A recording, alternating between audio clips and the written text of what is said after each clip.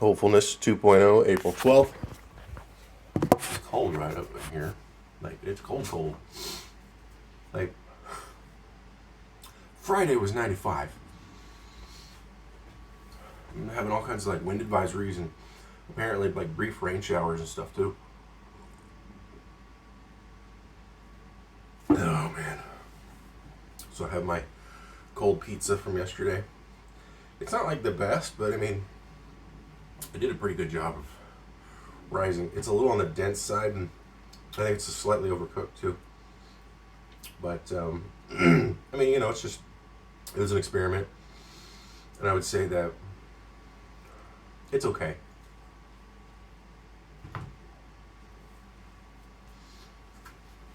It was an attempt to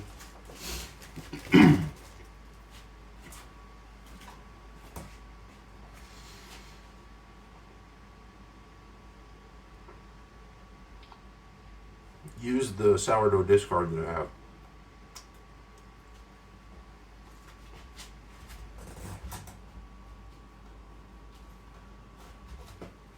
Which might be a little old, I don't know. But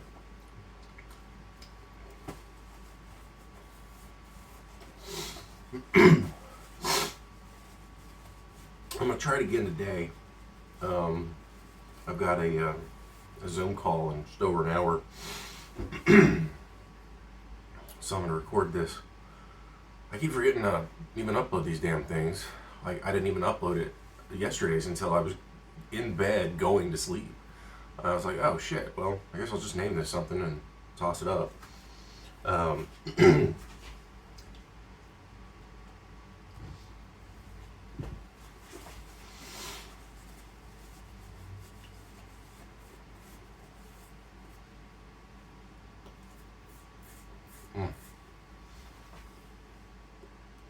I didn't even shave or anything, so it's great.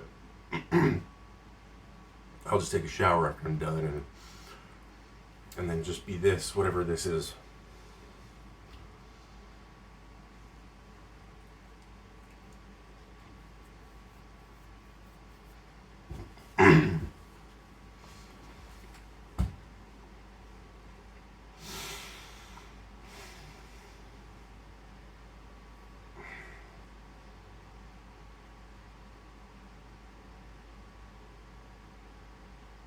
I think the next pizza attempt will be Claire's dessert people episode where they use a cast iron skillet. Because I mean, might as well use the damn thing while I have it. Got it. Might as well use it.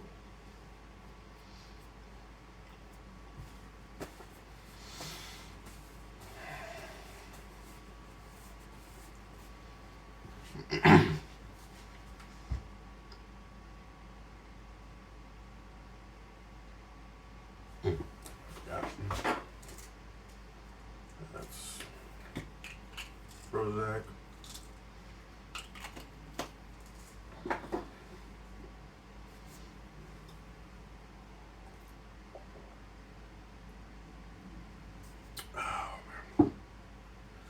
Just made some rice and chicken yesterday. As usual, turned out great.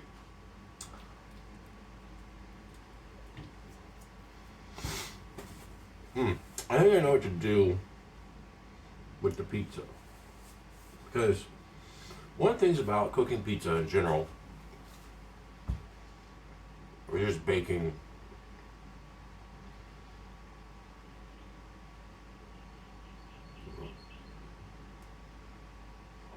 is understanding your oven and, you know, things like direct and indirect heat and like that. Now, most of what you're doing in an oven is indirect heat. It's radiation. It's a kind of conduction via air molecules, so it's largely convection. You know, when you're cooking in a pot on the stove or something, your basic, the vast majority of your heat, 99% plus, is through conduction. You're not heating it from a distance. You're not doing radiative heating, and you're not convecting the heat, generally speaking. You're not, having it churn around. Like in an oven, it's largely convection. And like I said, you are getting a small percentage of conduction because you're literally heating the air, and the air is heating things. So,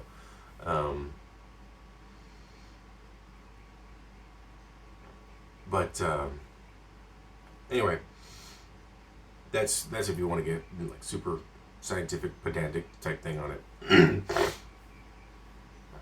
But anyway,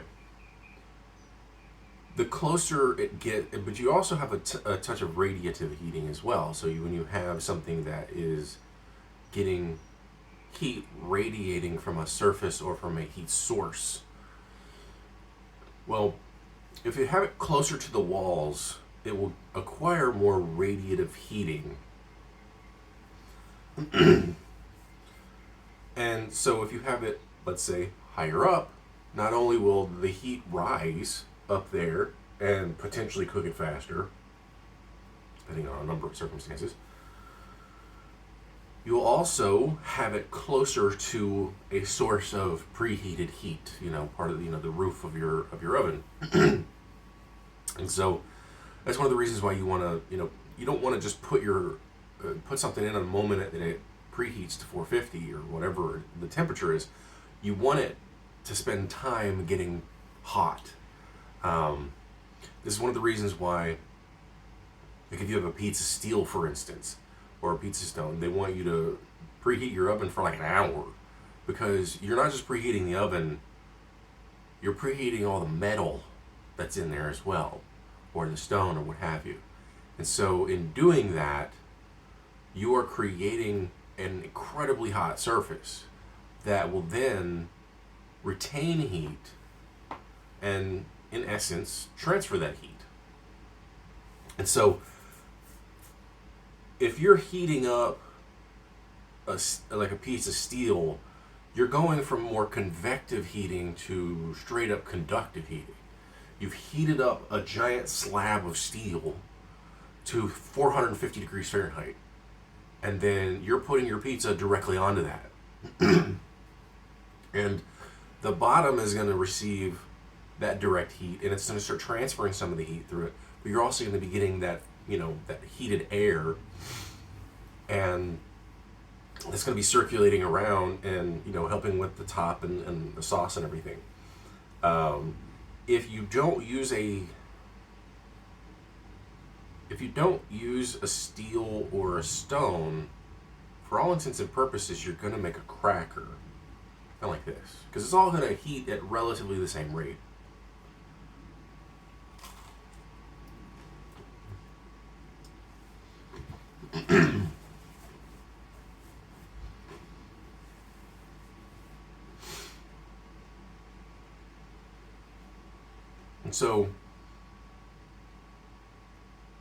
And because you're also dealing with ingredients that are of different densities and certain thermal properties, your sauce is going to be a certain kind of way, if you will. If you heat it first, or like you could put your sauce on your pizza, put it in there, kind of par bake it, pull it out, put some cheese on there, and then heat it again if you wanted to. The density of these things too, like if you put too much sauce on it, it won't really heat up enough, and you won't cook it. You'll just warm it.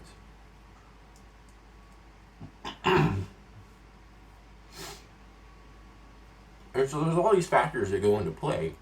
This is why pizza is so great, because you have basically 3 ingredients. More than that, really, but still.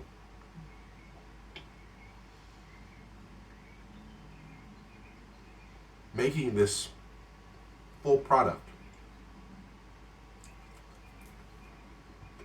And this isn't a great pizza. It's not bad. Tastes good. Could taste better. You know, I made it a bit on the healthier side, so it's got wheat flour, it's got bread flour, and it has all-purpose flour in it. Well, today I'm just gonna try all-purpose flour and see what happens. And then I think tomorrow I'm gonna try Claire's focaccia, because I realized that I can use that bowl and I can eat in it, and it's not too much of a problem. And I don't remember exactly what she uses for her focaccia. I think it's bread flour, but I could be wrong.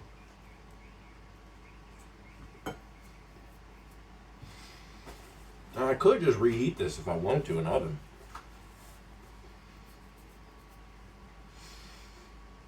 But I don't want to. Put these away.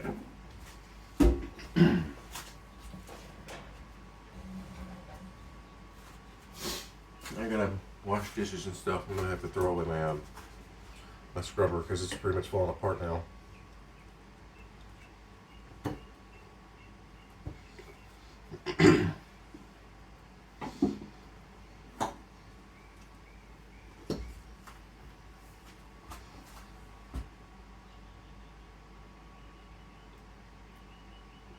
And unfortunately, you know, I forgot to oil the pan a little bit more, but when I put the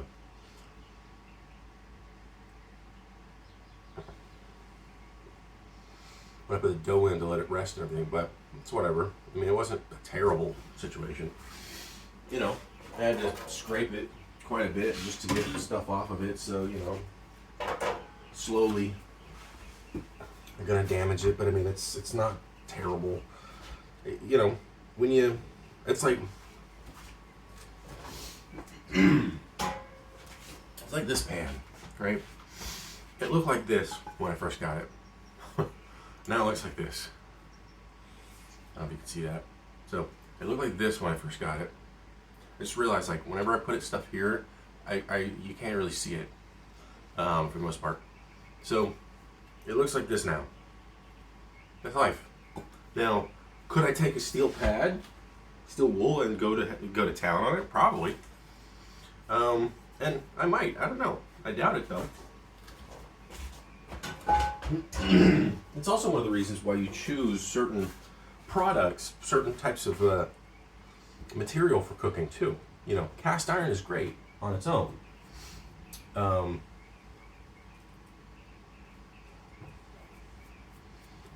Takes a long time to heat up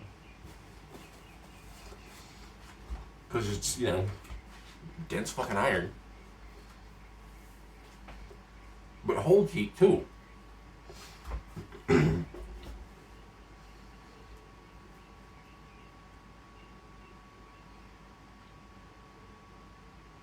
And then when you put something on it, it transfers that heat really well.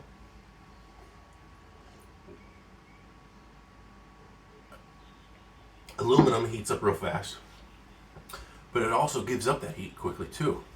You know, like this pot is anodized aluminum, so it has a metallic substance, I can't remember exactly what the substance is, that has been electrically bonded to the aluminum, and it helps it kind of maintain a non-stick surface. It's not like non-stick, but it helps. But it's aluminum. Like, this is pretty light. If this was steel, even with this thickness, this would be pretty heavy. But because aluminum is lower in density, it's lighter weight. And it heats up quickly, but it also cools down quickly. You know, that's why, like, aluminum foil, for instance, you can take it out of, you know, you can have something like a turkey or whatever that's been covered in aluminum foil. You can take that out and you can literally just, like, it's easier to touch the aluminum than the steam that comes out.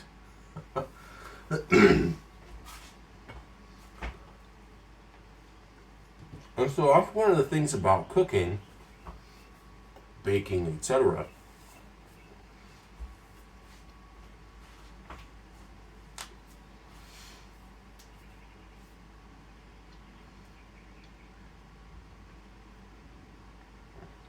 That it's one of the reasons why all these things happen, because it's why you do these things. And, let me rephrase that.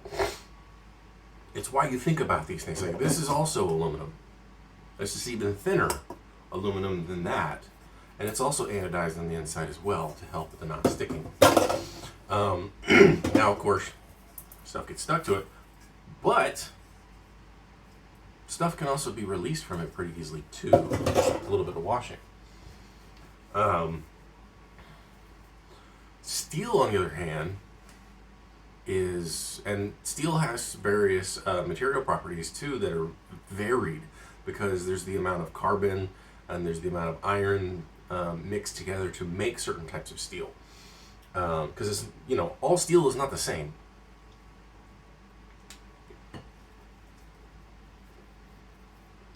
Some steel is softer than other steel.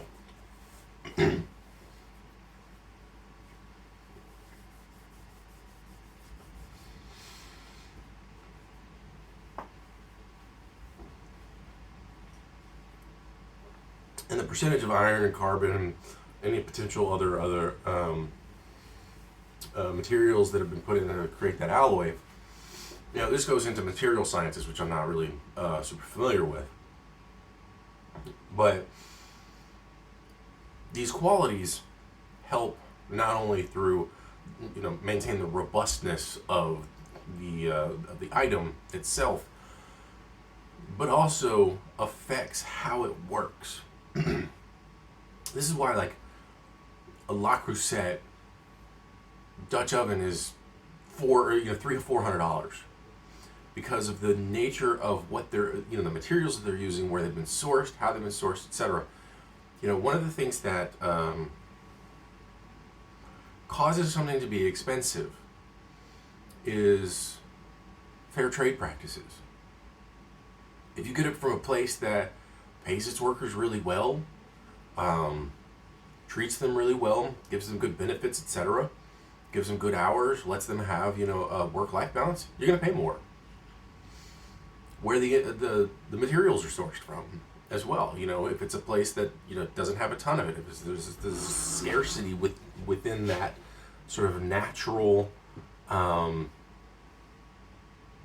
region, so maybe maybe it's because where they're getting it from might have an abundance of that specific material, but the processing necessarily to necessarily pull out what's needed to make your product might be more difficult. So there's a trade route situation. There is there's all of the various stages going from getting stuff out of the ground to getting it into your apartment or your house or whatever.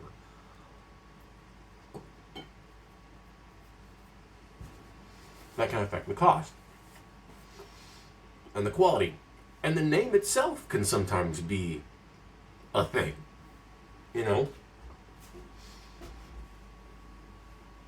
Granted.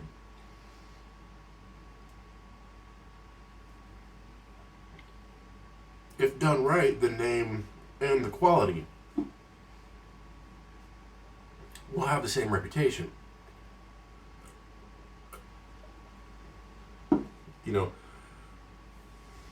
Bose earphones, for instance. I would say that they're decent. And in a lot of ways, they're pretty good.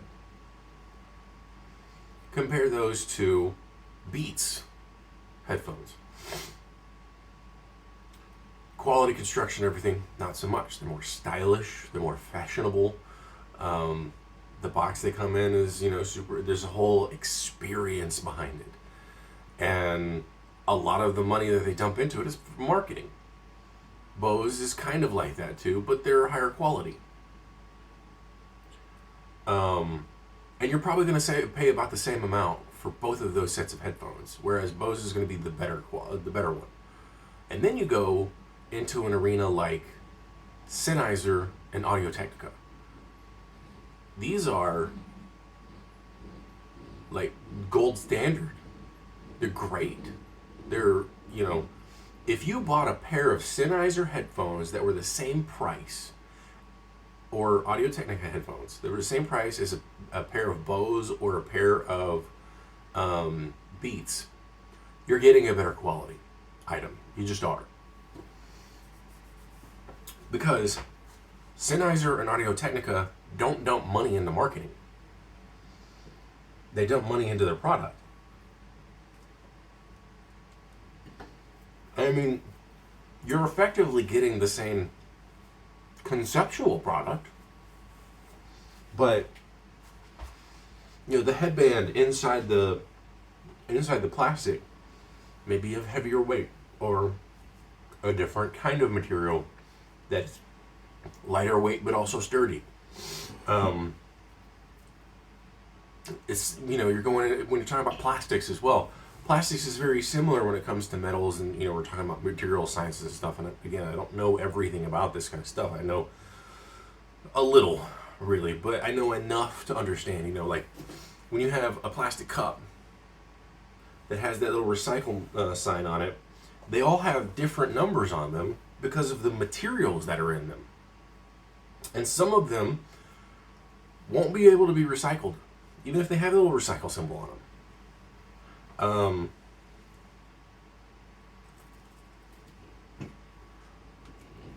Because of the types of materials and processes and stuff that's in them, whatever potential chemicals might be in it.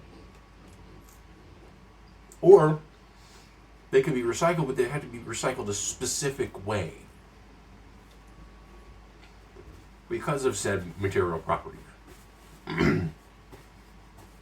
Material science is really fascinating. It's one of the things that I've considered looking into, but I don't know if I ever will.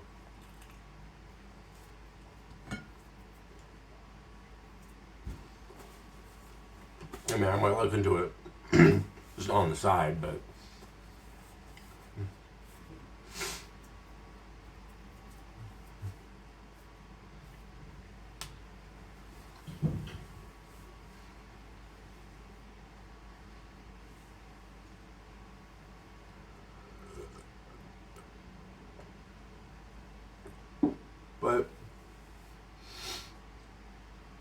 the whole point of bringing it all up and everything is just like it's the nature of the beast of cooking is that there are so many factors involved that I used to think that I was a bad cook,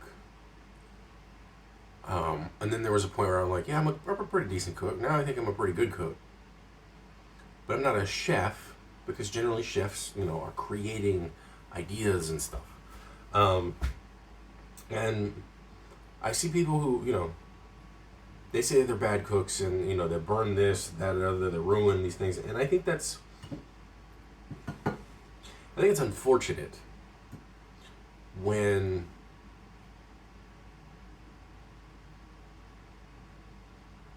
people come to that conclusion.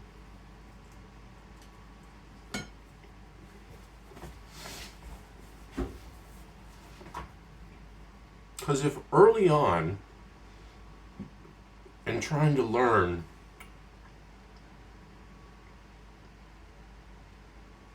through the process, you fail spectacularly, it can be demoralizing and and I don't know if demotivating is a word, but whatever, unmotivating. And so it can let's just go to demoralizing. It can demoralize you and discourage you from wanting to continue to pursue. And so then with this really bad event, and maybe in so doing, there was somebody there who wasn't supportive or anything like that, or maybe they even punished you for it. And so now you have it in your head that you're just a bad cook and that you're not going to do it anymore. So instead, what are you going to do? You're going to eat. You're going to either overspend on on most of your meals, you're going to get stuff that's super simple, or you're going to like buy only microwave foods, etc., etc.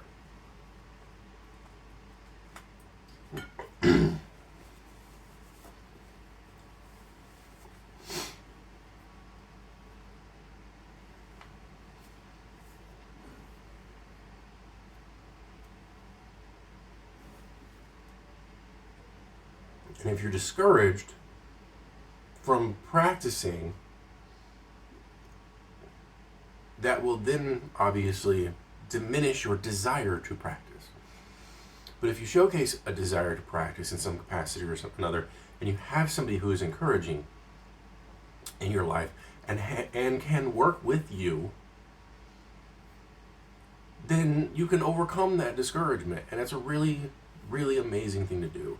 And I think, I really wish that was a more common thing. I know that not everybody is able to be encouraging.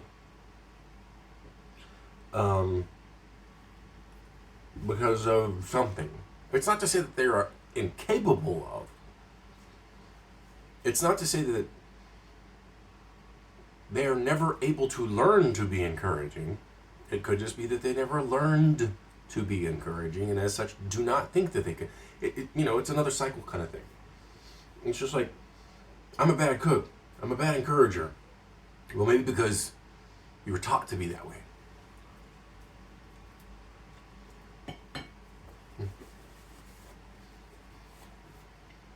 The willingness to learn something is really important. But it's hard when you do it by yourself.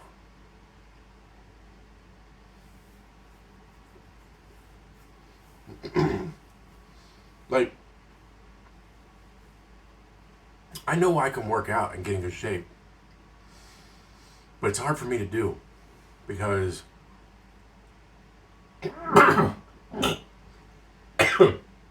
tried to go down the wrong pipe.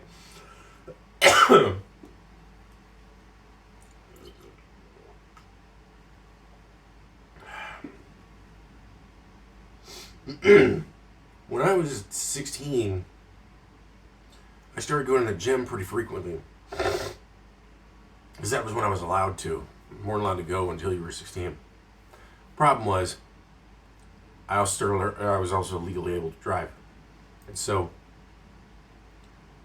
soon after I started going to the gym, I also started driving more. And then that stopped me going to the gym. Because I also stopped riding my bike as much. It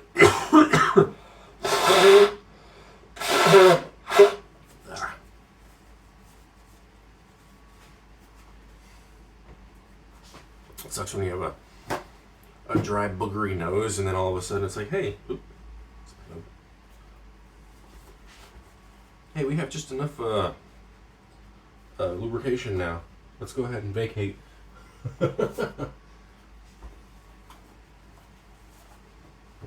But I mean, I ended up getting a 6-pack. It was weird. I was actually proud of it. Like, I could look down and I could see that I had a 6-pack. That was fucking cool. Then slowly stopped working out. I wasn't riding my bike as much, etc., because I was driving. And, it's kind of, that's a whole nother discussion about cars and car-based society and all sorts of other factors, and not building walkable cities and so many other things.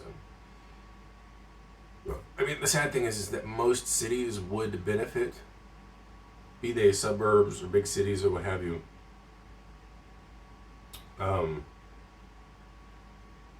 would drastically benefit from public transit.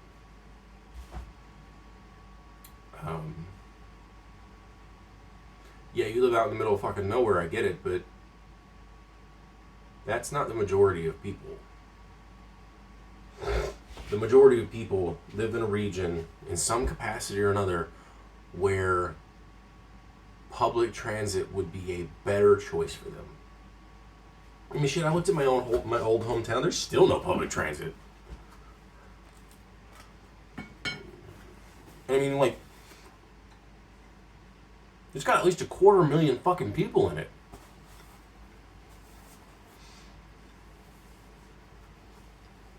It's ridiculous that there isn't like regular, frequent public transit in the city. But it's a lot of fucking NIMBYs. And I mean, it's white suburbia, so they don't want those riffraff, quote unquote, which is just code for black people, or the poors, or both, because they associate black people with being poor, and poor people with being black, probably because of the nature of our fucking country.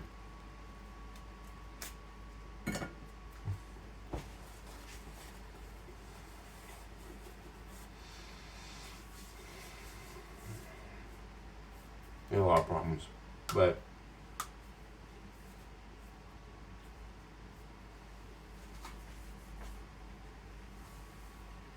the materials in which you use to cook change how you cook. If you cook everything in a steel pan, that's how you're going to cook everything. And if you switched over to an aluminum pan and you were using a steel pan before, you're probably going to burn something.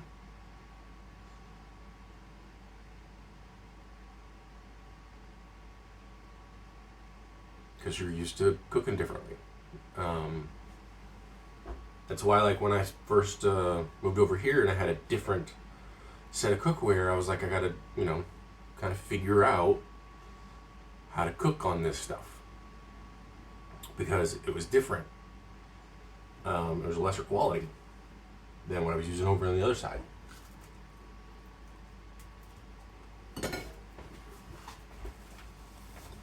And then I brought my stuff over, and I had to relearn that again.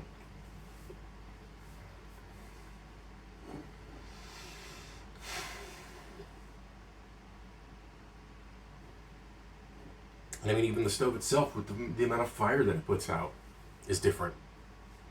Like, this puts out more fire because of the amount of gas that it puts out. So medium on this thing is hotter than medium was over there. This is a bigger stove. It has bigger burners that puts out more overall gas. So even the amount of like gas that's coming out of the damn thing can change. Maybe there's a valve back there that I could turn down a little bit and choke the gas a little bit and make it to where there's not nearly as much gas coming. I don't know. And in doing that would change everything.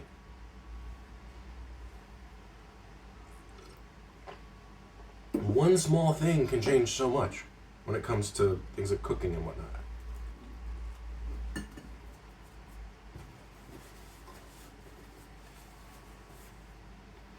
And so, to kind of bring this all together and come up with some kind of conclusion, is that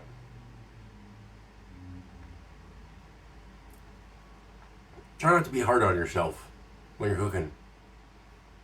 There's a lot of factors that are involved, and it literally just takes time.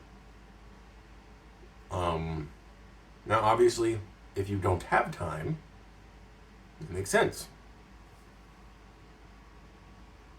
If you don't have a lot of time, and if cooking is stressful for you, and the last thing you want to do is try to make a meal and then fuck it up and be like, well, I guess I'll just eat my food as is, and it's going to be less likely.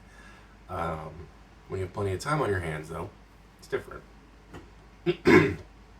But this is one of the reasons why, going back into the work world and all that, it's why a lot of people like to work from home, because they had time to do stuff at home, to make their life worthwhile, their day, their house worthwhile.